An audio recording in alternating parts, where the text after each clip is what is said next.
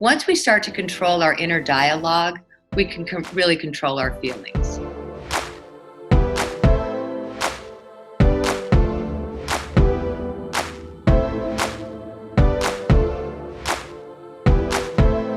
Hi, everybody. Thank you all for joining. Good morning, good afternoon, and good evening to wherever you all are joining from around the world today. It's a great honor for me to host you here from our quarantined headquarters here in Washington, D.C. And I trust this all finds you well and in good health and in strength. Thank you for joining our special series as we all navigate through this interesting period of adjustment, to say the least. My name is Samir Mansour, and I'm the founder and CEO of No Limit Generation. And we can all make a life-changing difference in a child's life. And we're an organization that's dedicated to providing parents, teachers, and caregivers with the critical guidance to create loving, supportive, and healing environments for children to rise and thrive into their full potential. You can view all our content that we've created to date on www.nolimitgeneration.org. We do our work through producing engaging content made in partnership with the world's leading child well-being professionals. Quick programming note before we get started. We are video recording this and we will send it to everyone who is RSVP'd once it's uploaded. So if you have your camera on, please feel free to turn it off unless you're one of the speakers in this panel today. Additionally, your participation is encouraged. So please type in your questions in the chat on the right side as you go through the conversation, and we'll try to get them all addressed in due course. And we want this to be an engaging discussion. So if you have any questions while our speakers say anything, I'll try to ask them in real time. So now on to the show. Lori Madrid is the founder and CEO of Arizona-based Everybody Matters. Her nonprofit organization trains college-level social work interns to provide free social emotional support to children. She is a licensed clinical social worker and certified trauma professional with over 20 years of experience. Hello, Lori, and good morning to you. I'm very happy to be here today. I'm a little annoyed by the way you said over 20 years. I guess that ages me, but I do have a lot of things that I'm going to be able to. I was emphasizing the experience, the wonderful experience. I'll take it. Okay. Yeah, I'm very excited to be here today. And just to let you know a little bit about our organization, ironically, we just now changed and updated our mission statement about a month ago to be that we help people thrive emotionally when life gets hard. And ta-da, life has just gotten hard. So I'm excited to be here. And I'd also like to introduce my partner, Bennett MacKinney, who's going to be sharing some information with us today too. Oh. And Dr. Bennett MacKinney is also a founding member of Everybody Matters. He is a former teacher, principal, and central office administrator. And he's served a critical role in bringing restorative justice and equity programs to our schools. And in 2016, he was recognized as a Rodell Foundation Exemplary Principal. So we're grateful to have both of you on today. Thank you for being here. Great to be here. Great. So today, we are talking about a very important topic. As you know, it's a brave new world out there, and we're all doing our best to make sense of it all.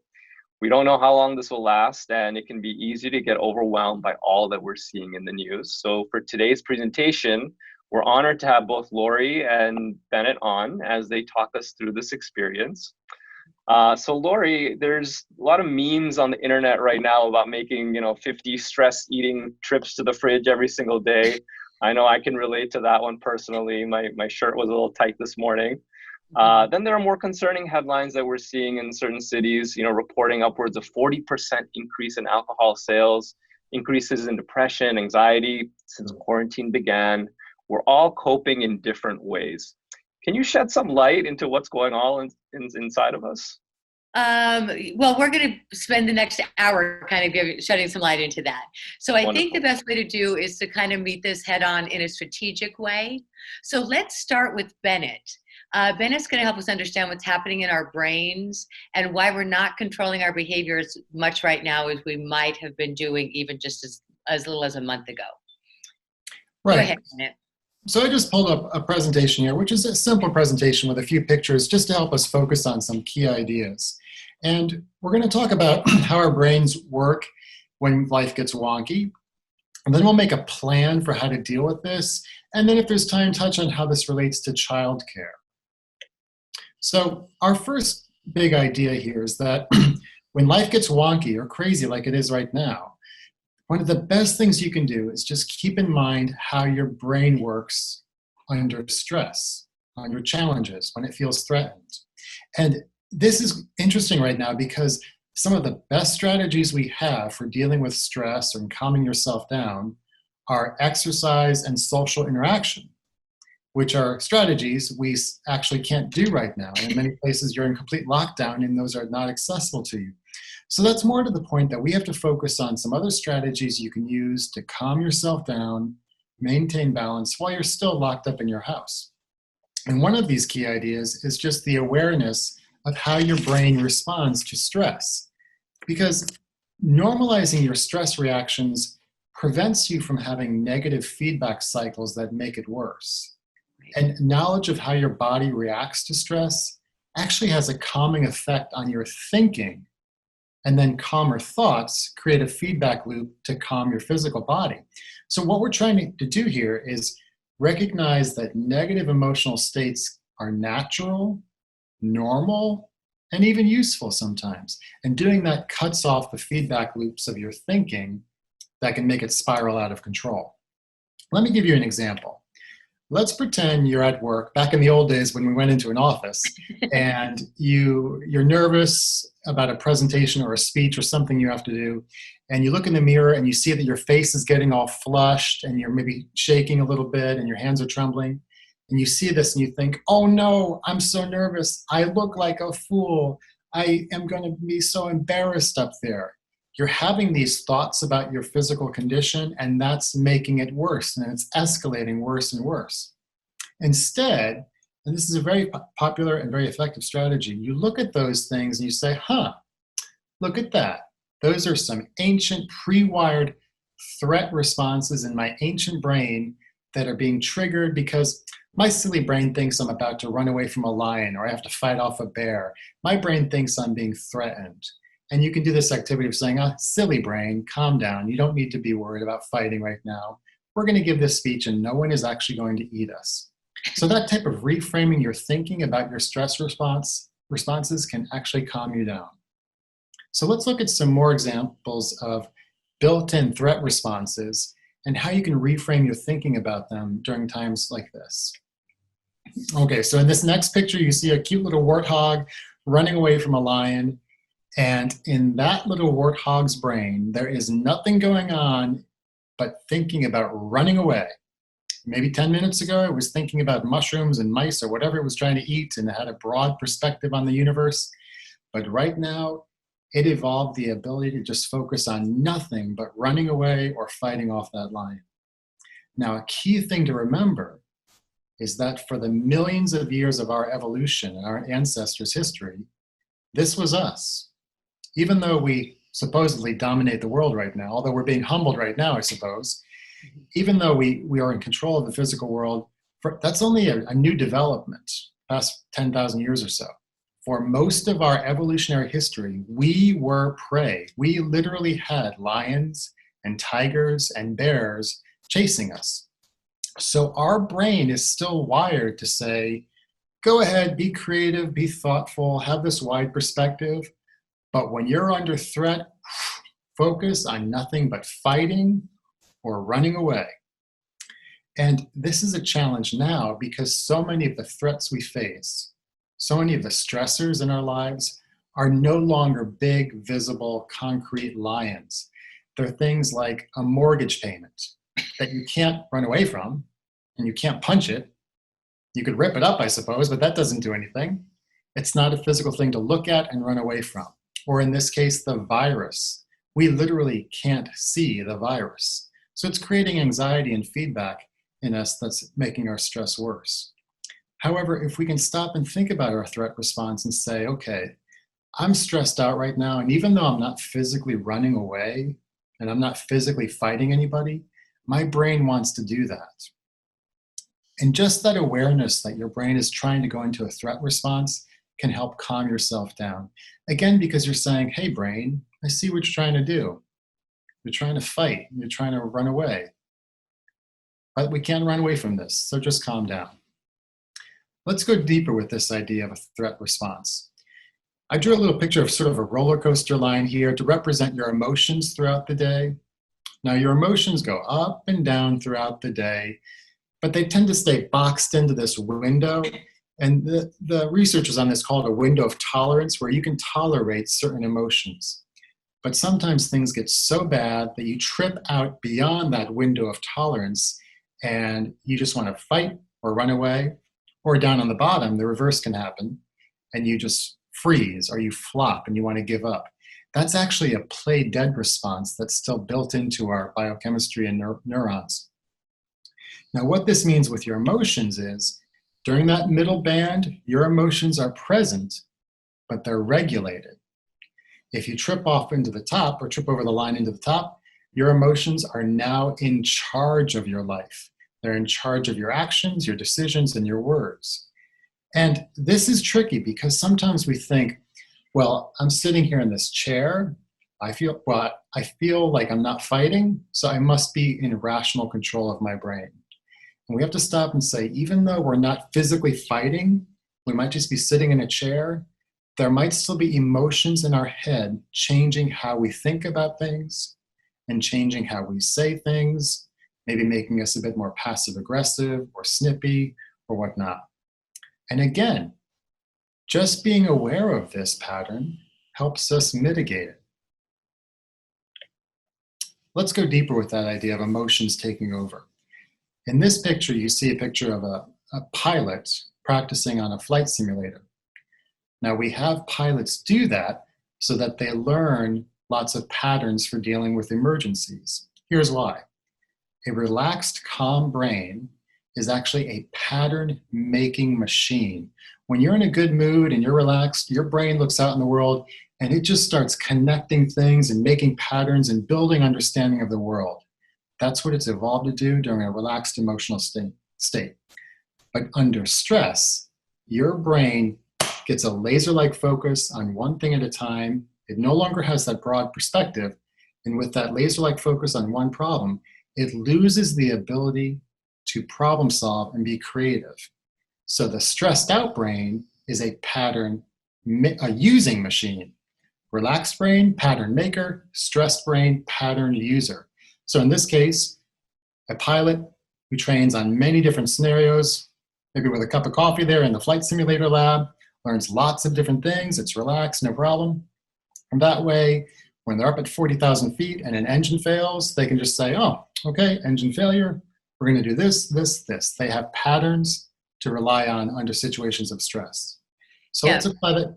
But let me interrupt for just a second. I think this answers a little bit of Samir's question about, hey, why are we taking all these trips to the refrigerator? So that's a patterned response. There's times in our lives where we stress eat. Let me take that back. There's times in my life where I stress eat. I'm sure the rest of you don't do that. But I think you're speaking to the fact that when we're in stress, we revert to our old patterns. And I think that's a perfect example of one of the times in which this happens. Right. And so we're talking about all of these things, again, because of the simple idea that if you understand what your brain is doing, it lowers the negative response to it and it lowers the stress about what your brain is doing. Because you might get stressed out and saying, why am I going to the fridge so much? I'm such a fool. This is going to destroy my life. If instead you could say, okay, I'm going to the fridge because that's a pattern response I have under stress. That actually can reduce the behavior. Let's look at one more trick of our brain that was helpful for millions of years, but is no longer helpful. That's the negative bias. Again, because our ancestors for millions of years were prey being chased by other animals that wanted to eat us, our brain is wired to look at new situations and new stimuli and say, is that a threat or is it not a threat? I'm not sure. So by default, I'm going to say it's a bad thing. It's the negative bias. Our brains are wired to say when we don't really understand a situation, we're going to assume it's a bad thing because that'll keep us safe. Because for most of our evolutionary history, new things ended up being animals that wanted to eat us. Here's an example where you can see this in the real world. Let's pretend you're going for a walk in the park or in the woods or somewhere, and you see a pretty bird or a squirrel or a deer, and you want to take a picture of it. And I'm sure you've all done this. Like you creep up really slowly and you're trying to be super nice, like, little birdie, don't go away. I just want to take your picture. Please, I'm not going to hurt you. Oh, she flew away. That's because that little bird, squirrel, or deer was looking at you like, what's this new thing coming over here? And even though you were trying to be super nice and calm and not look threatening, that animal was saying, there's something new here. What is this? I'm not sure, therefore it must be bad. Let's get out of here. So that negative bias is still in your brain as a mammal, and it affects how you're dealing with new information. So Bennett, on that point, a lot of times we're hearing on the news over and over again, we're being inundated, right? We hear from people saying they're having coronavirus nightmares are a thing. How do we handle the news with this in mind? Because it's constant. You open up your phone, it's on social media, you turn on the radio, it's on that. Well, here's this negative bias is how the news makes their money, because our brain will pay more attention to things that we think might be a threat.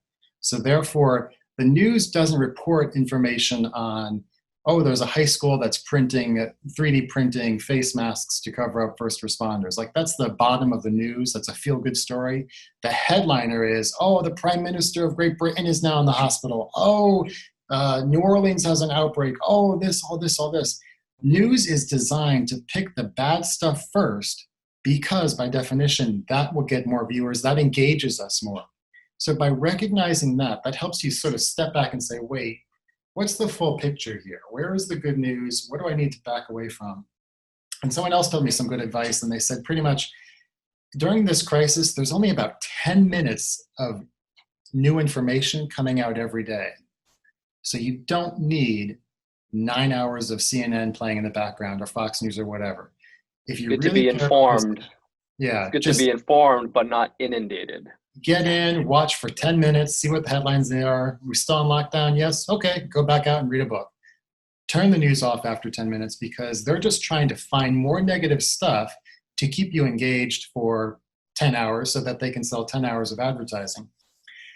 So, but again, being aware of this negative bias in our brain can help us understand, well, I'm feeling bad about this right now because my brain isn't unsure of it. And the truth is, none of us have ever lived through a pandemic. The last one was more than 100 years ago. So none of us have had any experience with this. We're all thinking this is something new coming out at us. Everything about it must be bad. And not to make light of it, but the truth is there's some good coming out of this. We're going to learn a lot more about how to video conference. We're going to learn a lot more about the nature of viruses. We're going to learn a lot more about how to control pollution because the skies are so clear and so forth. So there's some positives coming out. Okay, but we're telling you all this to help you understand you're going to have stress responses that will create problems. You might snip at someone or say something that you regret or feel really sad. This first step for maintaining balance is just understanding those things are natural. You need to forgive yourself for being human and having human responses. Forgive your humanness. And in the very first place, don't pathologize your human responses. So that's our first big step. I'll turn it over to Lori now for the next step. Okay, excellent. Bennett, thank you so much for all of that foundational information. Now, here's the part where everybody gets to participate a lot more. So for those of you that are new to Zoom, if you scroll your cursor down towards the bottom of the page, you'll see in the middle a little icon that says chat. And here's where you can start typing in your own comments. Because I feel like the more we participate today, the more we're all going to get out of this. Also, you guys are going to have great ideas that you can be sharing with people across the world, because I'm sure that you guys are all tuned into ideas and things that you're using that'll help other people. So one of the frames of reference that I want to use today, because when we were planning this talk, we were thinking about all of us as caregivers, whether it's with children in our own home or in the jobs that we're doing. So one of the things to keep in mind is you are setting the stage through your behavior and the way that you react for the way that the children around you are going to react to. And we all know this. When we're working with kids, their eyes are on us all the time. They act like they're ignoring us, but they're not. They're very, very tuned into what we're doing, and they're very well aware of our body language and our behaviors, maybe less so of our words, but definitely of our actions. So what we want to do now in the next 20 or so minutes is really fortify ourselves as caregivers, get the best information that we can so that we can be doing our best job. Okay, so step 2 is I want us all to do a positive personal inventory. Now, I doubt that people do this on a daily basis, but as a social worker, whenever I start working with someone, I want to look at what our individual strengths are. This is going to be different for all of us, but take just a moment to think back in time of other times when you've been in crisis, in quotation marks, or just in stressful situations, and how you made it through it, because you have made it through it. And as adults, we've all faced these kind of ups and downs. So take a moment to think about and then start putting into the chat some of your ideas about what your intrinsic strengths are. For example, are you somebody who's super organized? Are you someone who knows how to remain calm? For me, I'm the comic relief in situations. I always lighten the mood. Are you the wise one? What is it that you're bringing to situations? And let's start with Bennett. Bennett, what's an example of in stressful situations what you bring? I think, and I didn't know this all the time, I learned this later in my career, but when things get crazy, I know to just stop for a second and do nothing. Because sometimes during a stressful situation, you think you have to respond right away and make a snap decision, but there's always time to just step back and take 5 seconds even to just say, okay, what's going on here? So I think that's what I bring. Right, excellent. So you don't react in the moment, you take the time. Yeah, make an action, but not a reaction. Perfect. Samir, what are some other things that you're seeing people type in? So we haven't seen anything come in yet, but please, would love to get your experience reflected in this conversation. So please feel free to type in your experiences so that we can share with Lori and she can have some appropriate responses to it. Okay, so I'm seeing a couple of things here. Keeping a basic routine like breakfast, cooking dinner, going for a walk. So this is from Florence. You're actually stealing part of the presentation later. Thank you very much. That's great. Making a plan for handling things, using humor, putting things in perspective and remaining calm. So these are all great strategies, and there'll be some of the stuff that we're talking about as we move forward too. Okay, Bennett, so go ahead and let's move on to the next one.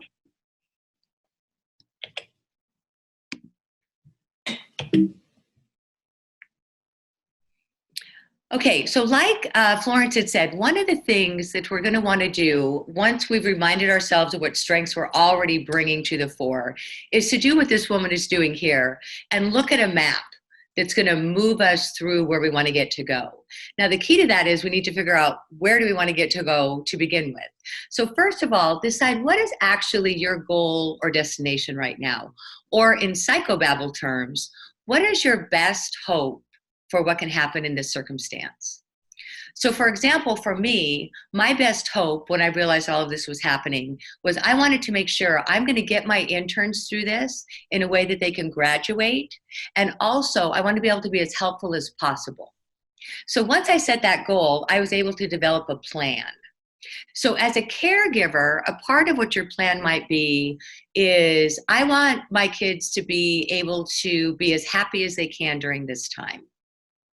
Go ahead and start typing into the chat some of your ideas. And Bennett, what's an example of what your best hope right now is?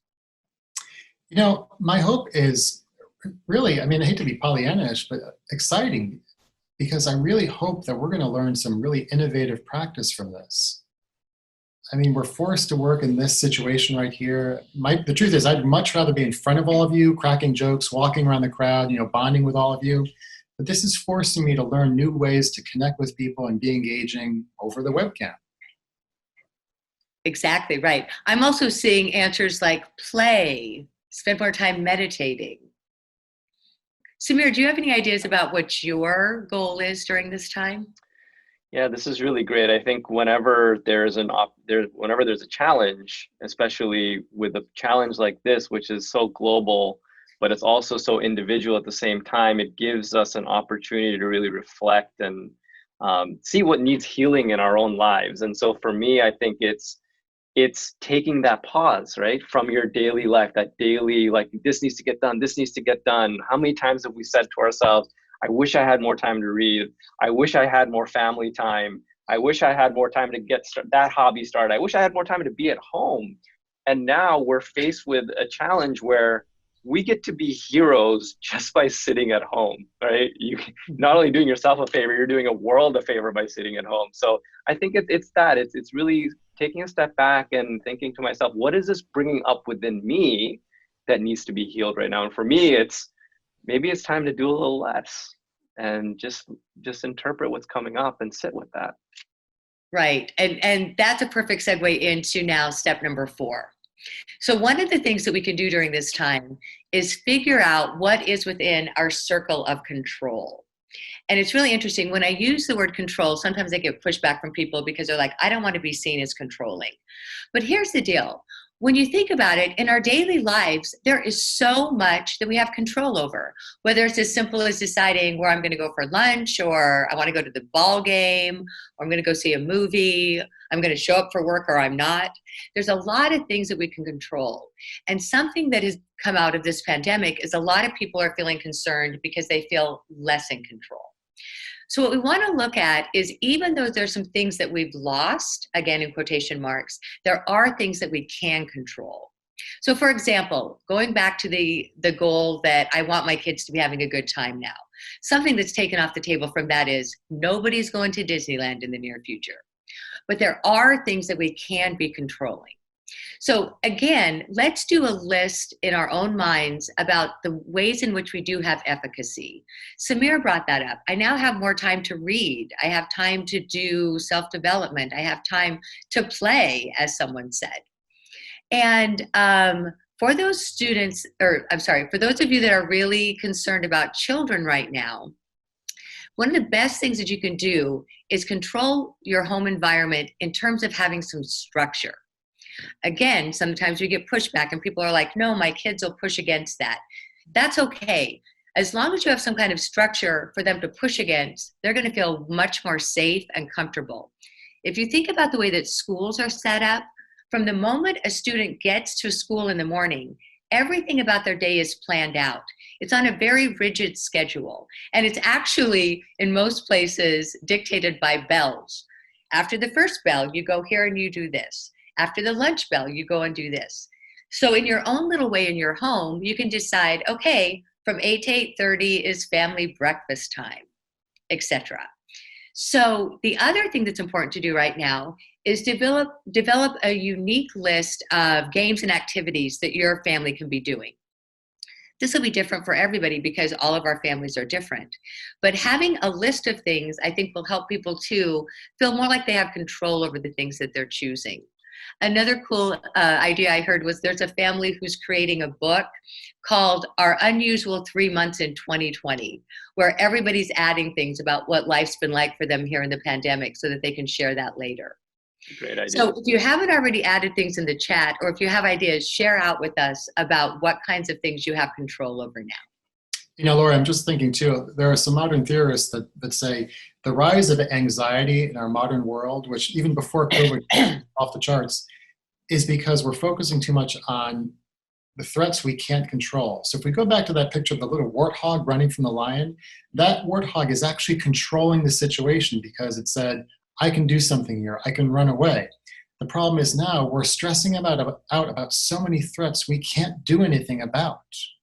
So what we have to do is recognize that, and the researchers on anxiety are saying, understand this, understand that if you can't do anything about this threat, stop thinking about it. Right. Okay, moving on to step 5. So this is great, not just for right now in this moment, but for our lives in general. And if you're in the mental health field, one of the most important things we're realizing is once we start to control our inner dialogue, we can really control our feelings.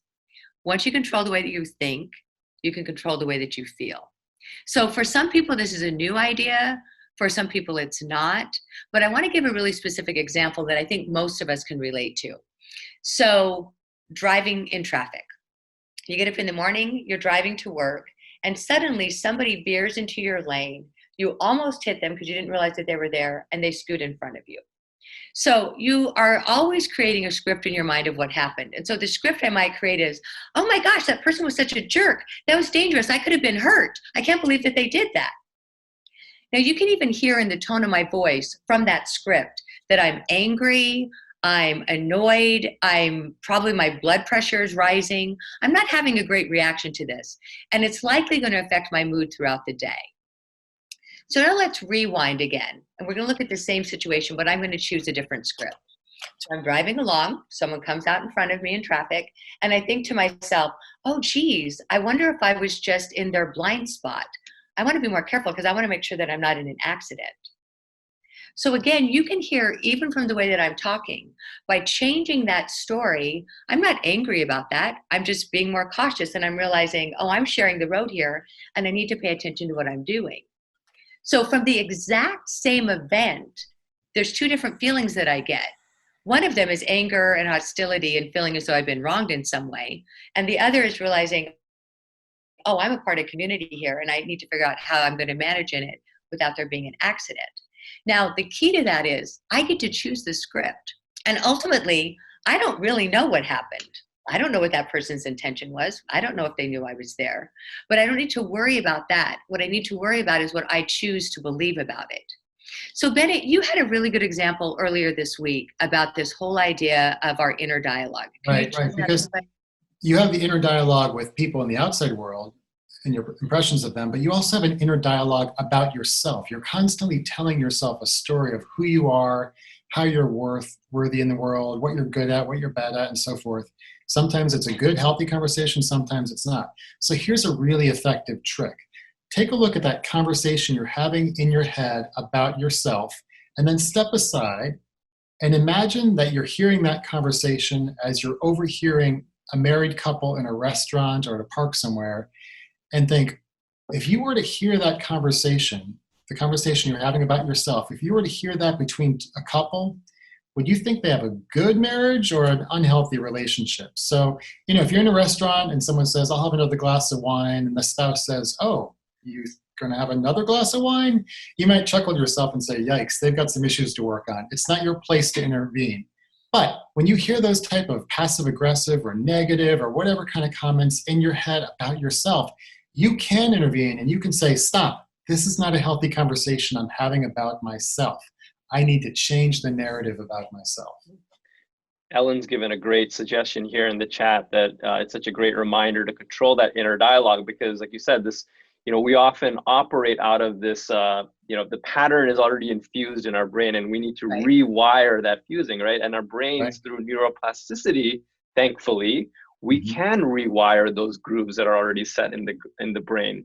And so C's made a suggestion. It honestly makes me want to post the reframes on Post-it notes or somewhere visual, so I can keep reminding myself of that. And that's something I do. If I want to have a better thought or a better attitude, or change the way I respond to something, putting that on the refrigerator, right? So you're gonna see it 50 times a day these days. Putting that on your door, putting that by your bedside or in your cabinets, where you're gonna see it, it's a great idea. Yeah, this is such a powerful strategy. I don't want to take too much time on this, but in the schools, we focus on this a lot with kids who have learning disabilities, because their internal narrative is so destructive. They're constantly saying things like, I don't want to try, I'm going to fail, I can't get this. Whereas effective students, effective readers, high-performing math students, they tell themselves a different narrative inside their heads. If you could change that, it changes your learning potential as well. Anyway. Right, and in this specific situation with the pandemic, because none of us really understand what's going on, like Bennett said, we haven't been through it before. And so if our internal dialogue is, oh my gosh, this is the worst thing ever, I'm never going to make it through it, just imagine how that's going to feel for you. That leads to depression, hopelessness, etc. Versus tweaking that even to say, this is unusual, I'm not sure what this is all about, it's an unfortunate moment in time, but I'm smart and I'm going to come up with strategies and I'm going to get support and I'm going to make it through it. Even just changing that is going to change the way that we behave and the way that we feel. Okay, so now on to step 6. The irony of this is now I'm actually almost saying the opposite of what I just said.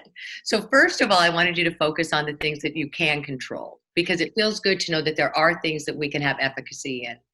This final thing has to do with recognizing what we just need to accept. And Bennett had talked about this a little bit earlier, where there are going to be things over which we can't have any say or any control, and we just need to relax into it and kind of let it go.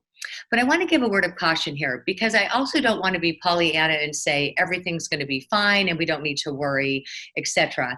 One of the things that those of you that have students that are in high school are probably already dealing with is if they're juniors and seniors, they may have been looking forward for a very long time to prom. Now, this seems like a silly thing for us as an adult, but if you remember back to the time when you were a junior and senior high school, things like prom were very, very important. So if your kids are talking about that and they're making a big deal out of the fact that they're missing it, go ahead and have empathy. Feel free to sit with them and to say, yeah, I'm really sorry. I know you must be disappointed that you're not being able to have this, because that's a real loss in a way for them. The other thing is high school graduations. So this can be affecting adults as well as the kids. Many of us were looking forward to watching our kids walk across that stage, and that may not be happening this year. So I don't know what kind of accommodations are happening for that, but I just want to normalize there are going to be things that we're concerned about. Some of us have friends and families that are ill. Some of us may have already lost friends and family members. So again, we're not being Pollyanna about it, and we're not saying that we can just forget about everything, because there's a reality that's happening in the world right now that it is hard, and there are things that are concerning. And so respect that, and respect your need to mourn and grieve over things that you need to. What we're talking about is those things that aren't as heavy laden. Let's not let those be things that are dragging us down, if that makes sense. Bennett, do you have any more thoughts about the need to be letting things go? I was just thinking of Brene Brown and how she reminds us to not do at least statements, because we don't want to fall into the trap of trying to cheer people up when they're sad and saying, oh, it's so bad that you can't have a graduation, but at least we're still going to do that trip in October. Any kind of at least statement devalues the feeling they're having right now. So it's okay to just say, oh, it's so sad that you can't have a graduation ceremony.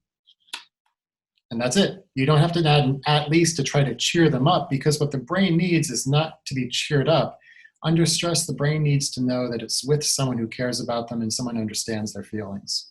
Yeah. Okay, so moving on, let's just wrap it all up and put it all together. So just zipping through this really quickly. Remember, we're going to think about how our brain works when life gets wonky and cut ourselves some slack. We know we're going to fall into some old patterns. That's going to be okay. We just want to be aware of it and mitigate it when we can. Remember to do that positive personal inventory. You have a lot of strengths that are going to help you get through this time. You're going to develop a plan.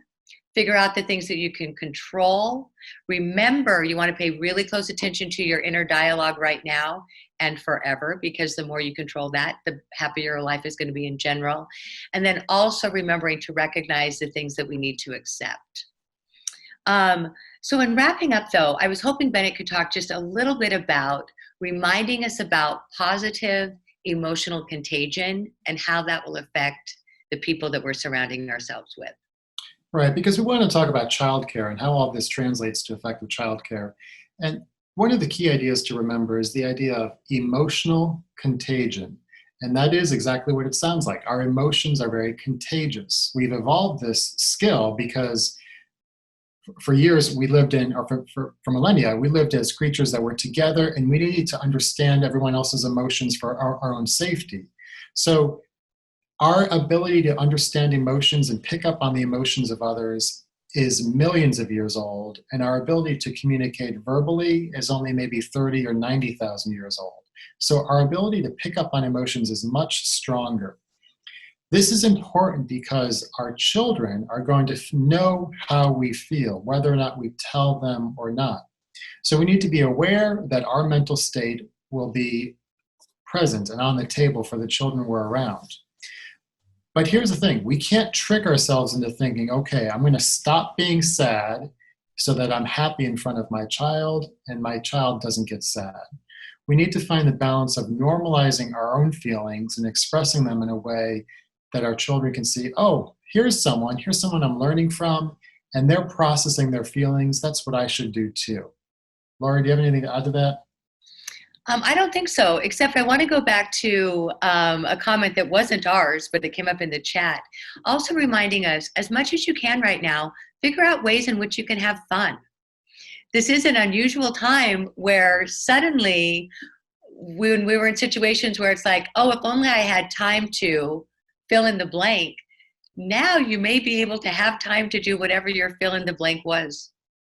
And so in whatever way you can, celebrate this weird change in reality. And I think we all know at some point in time we'll be back to normalcy, whatever that was. But in the meantime, are there questions that we can answer for anyone?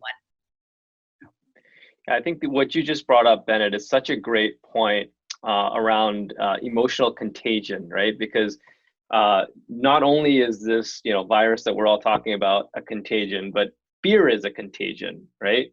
And it's a very fast contagion. But also joy is a contagion, courage is a contagion, strength is a contagion.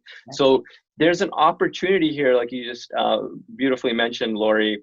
We're with our kids for extended periods of times. There's an opportunity here to build a new kind of relationship, even, right? And it could be a relationship based on co-creating what this experience is going to look like for the both of us. And so you have your child with you now for extended periods of time. Let's give them more agency. Let's co-create the schedule for what their day is going to look like. And giving them choice in this period where it might feel like we don't have many choices is so incredibly important to building that confidence, to building that sense of trust, creativity, analytical skills. And it's going to change your relationship to one that's, less hierarchical and more almost like partnership, right? You want a partnership with your child through this experience. You guys are going to get through this together. So I love the ideas you brought up earlier. Let's write a book together about this experience. Like this can be a little adventure for you guys. Take advantage of this moment that we have, this 2-3 month window, hopefully, and beautiful things can come out of it. Right. So we have a couple of questions. I think if you have a couple of questions, please tie them in. We're having a lot of thank yous. I think people are appreciating the content that you're bringing up here. So thank you very much for that. So any questions anybody has, feel free to chime in. So one thing that I'll mention while we're waiting, we've created Everybody Matters YouTube channel that has a series of little videos that we're making each week for kids and adults to watch. Bennett, do you want to talk a little bit about that and maybe tell people how they can access it? Yeah, actually what I'll do is I'll find the link and post it here. And I can't multitask, Laura, so if you could do that talking and I'll find the link and put it in. Yeah, one of the things that we decided to do in terms of what we could control is Bennett and I both like to think that we're pretty creative. Maybe we are, maybe we're not, but that's what our inner dialogue tells us. And so every Monday and Thursday, we are sending out new videos. Very, very short, because we both have short attention spans and know that this is a busy time. But these are our little snippets of joy that we're sending out. And so the first week, the very first one we did was showing kids how to do just a calming scribble. We did one on how to take a virtual vacation. And so I think that these will be things that'll be very fun for people to watch. And if Bennett can't figure it out now, what we could do is also post it on Samir's website. Oh, there it is. Just out to you. Yeah. Yep. And again, like I said, we make them very user-friendly. Everything is upbeat and joyful. And it's the kind of thing where it'll create, just through serendipity, this positive self-talk and this sense of efficacy. The virtual vacation's a hoot because right now people are stuck, in quotation marks, in their homes, but we just teach you how to take a virtual vacation. Coming up next week, we're going to have one that's called What Do You Do When There's Nothing to Do? Because something to do is what you need. And it'll have some fun ideas in there for what you could do in your house. So I had a question for you, Lori. And by the way, I've seen these videos and they're fantastic, and we'd be happy to republish them on our website as well. But I had a question for you, Lori, which is, a lot of us are feeling this challenge. A lot of us are experiencing it on a daily basis, seeing it on the news. Our kids are also seeing it, right, in ways that we might not even be aware that they're seeing it, or they might be feeding off our tension. What's a conversation that we can have with the child, or what is the framework for a conversation that we can have with them that can help them feel a little bit more comfortable and understand what's happening? Right. So what I love about this question is I'm going to give an answer that isn't mine because it's better than what my answer would have been. I heard this the other day on webinar. So what the person had said is, one of the things, of course, that we all know as parents and people that live in the world right now is people spend, perhaps, I think we could say, too much time on devices, and they're getting a lot of information through the devices, which may or may not be accurate. So what he had suggested is, when you're having your discussions with kids, that everybody puts their devices in a bowl or a bucket or something to delineate the fact all of that information goes over there, and now we're going to sit down and talk about what is real for us. And in that conversation, sharing with your child whatever your choice is for as much information as you want them to know, and what your viewpoint is. So I don't feel like I get to dictate what a family chooses to share per se, but you're exactly right. It's taking that specific time that is delineated. Maybe it's, we all sit around the kitchen table while we talk about it, and sharing in the most authentic way what you want specifically your children to know. And again, I think people that watching this are going to understand why it's like, I don't want to micromanage what, as a parent, you choose. But I think that it very clearly is, as your mom or your dad or your grandma or grandpa or whoever you are, as a person who loves you, here's what I think is important for you to know. And these are the ways that we're keeping our families safe. And these are what our plans are going to be. And these are the reasons that we're optimistic. But doing that in delineated, mindful way that it's very, very intentional. But I love that whole idea that this person had about every device goes in a bucket and you move them out of the way, because that also gives a subliminal message. That isn't what's important. That information is different than what's coming from my heart to your heart. I think that's wonderful feedback. And it's so important to hold that space. And even if it's just, 10 minutes a day, 5 minutes a day, just finding that period of quality time just to check in and see how they're doing today. I had that one-on-one time. A lot of our parents that have reached out to us in these last weeks have said, our kids are acting up in strange ways, or our kids are they're misbehaving in ways that they didn't before. And a lot of that is because they are feeling the tension. They don't, obviously these kids don't have words of putting their emotions putting their emotions into words. And so it's almost like they're acting out so that the opportunity can be created for a talk in a strange way. And so if you're recognizing those patterns in children, or if you're a teacher and you're getting this from your parent groups, hey, my kids are acting up in certain ways, this is a cue to have this kind of conversation with them and deeply connect with them. Right. So wonderful. Well, I think we've learned a lot today about how our brains react to stress and help us cope with stress. And we have a good sense of the science behind what's going on when we're going to that refrigerator. And you've given us a really good 6-step program on how we can take control of this situation and leverage it as an opportunity to whatever extent possible. So if you'd like to learn more about Lori and Bennett's incredible work, their website is www.everybodymatters.us. We love getting your feedback. So if you have any thoughts or feedback to share with us, please get in touch with us on Facebook, Instagram, LinkedIn, or Twitter using the hashtag #nolimitgen.org. And there's plenty of resources that you can tap into that others are putting out. We have an incredible partners who are working with an organization called healthflix.online. That's healthflix.online, where there's 30-minute talks to experts with a live Q&A, topics on stress and coping better. So that's another one of our partners who's putting that into the chat right now. We saw some other resources from organizations such as Life is Good Kids Foundation, who we've partnered with in the past. We saw those links come across into activities you can do with your kids. So there's a lot out there. I hope this has been helpful. And finally, we are a nonprofit organization. Our mission is to keep this excellent programming open for all to access. And we'd be so grateful if you considered a donation to us at our website, www.nolimitgen.org. Lori and Bennett, it's been such a pleasure having you both on today. Thank you for spending your time. And I think everyone here knows how to get in touch with you. So I wish you all the very best. And I wish all our participants, strength and health in this challenging time. We're going to get through it. The tornado is out our window. We're watching it pass through. but we're going to get through it okay, and we're all in this together. Take care, guys. Thank you. Bye, everyone. Bye.